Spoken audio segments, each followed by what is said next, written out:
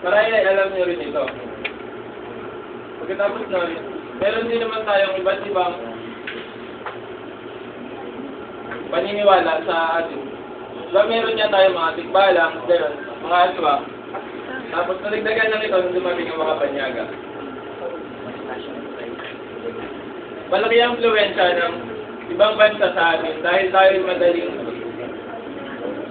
may influensya ng kanilang kultura. Dahil tayo ay naghahanap ng makabago at kakaiba na lingid sa ating nakikita.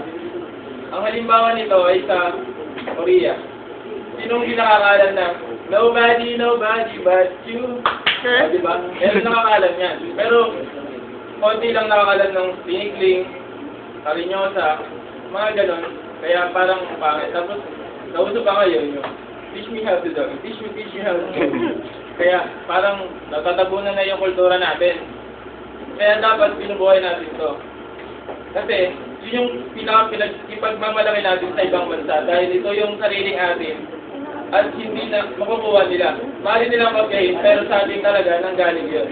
Kaya, kung ikaw ay isang Pilipino at proud ka to be, kailangan ipagmalaki mo kung saan ka nanggaling at kung ano ang mayroon ka.